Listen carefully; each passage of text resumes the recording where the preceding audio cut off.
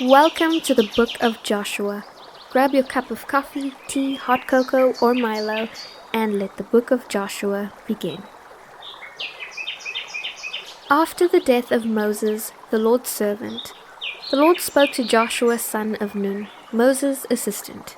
He said, "Now that my servant Moses is dead, you must lead my people across the Jordan River into the land I am giving them.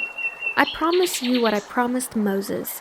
Everywhere you go, you will be on land I have given you, from the Negev desert in the south to the Lebanon mountains in the north, from the Euphrates River on the east to the Mediterranean Sea on the west, and all the land of the Hittites.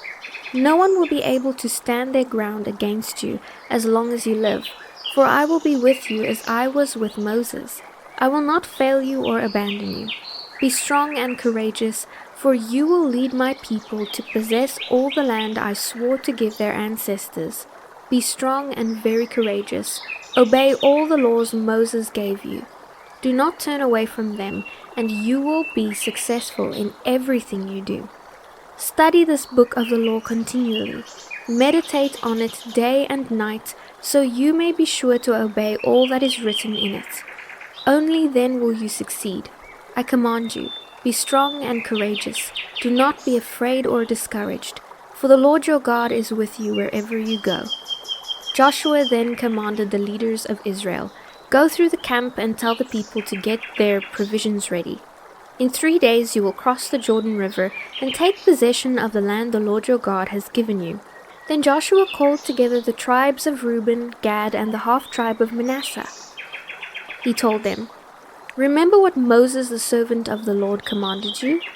The Lord your God is giving you rest and has given you this land. Your wives, children, and cattle may remain here on the east side of the Jordan River, but your warriors, fully armed, must lead the other tribes across the Jordan to help them conquer their territory. Stay with them until the Lord gives rest to them as he has given rest to you, and until they, too, possess the land the Lord your God is giving them. Only then may you settle here on the east side of the Jordan River in the land that Moses, the servant of the Lord, gave you." They answered Joshua, "We will do whatever you command us, and we will go wherever you send us. We will obey you just as we obeyed Moses. And may the Lord your God be with you as he was with Moses. Anyone who rebels against your word and does not obey your every command will be put to death, so be strong and courageous." Then Joshua secretly sent out 2 spies from the Israelite camp at Acacia. He instructed them, "Spy out the land on the other side of the Jordan River, especially around Jericho." So the 2 men set out and came to the house of a prostitute named Rahab and stayed there that night. But someone told the king of Jericho, "Some Israelites have come here tonight to spy out the land." So the king of Jericho sent orders to Rahab, "Bring out the men who have come into your house. They are spies sent here to discover the best way to attack us." Rahab, who had hidden the 2 men, replied, "The men were here earlier, but I didn't know where they were from. They left the city at dusk, as the city gates were about to close, and I don't know where they went. If you hurry, you can probably catch up with them." But she had taken them up to the roof and hidden them beneath piles of flax.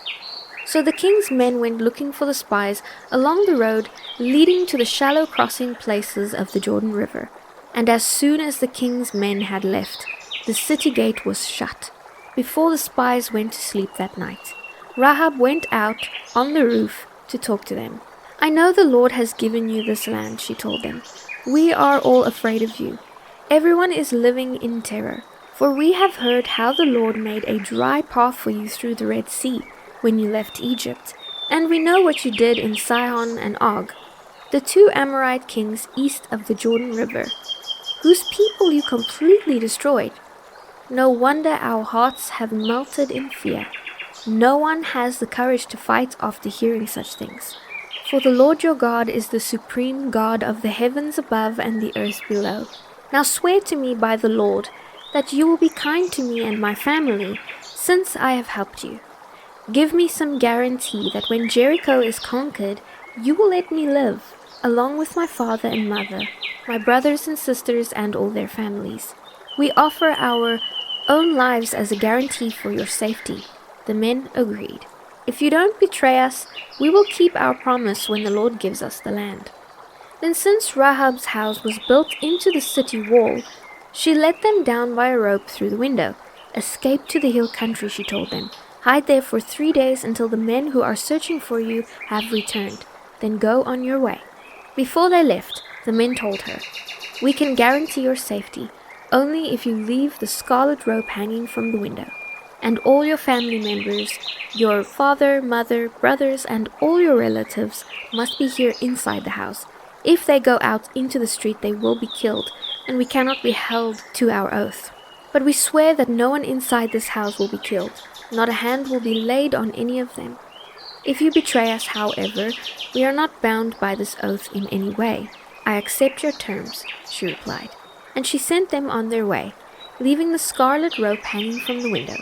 The spies went up into the hill country and stayed there 3 days. The men who were chasing them had searched everywhere along the road, but they finally returned to the city without success. Then the 2 spies came down from the hill country, crossed the Jordan River, and reported to Joshua all that had happened to them. "The Lord will certainly give us the whole land," they said, "for all the people in the land are terrified of us."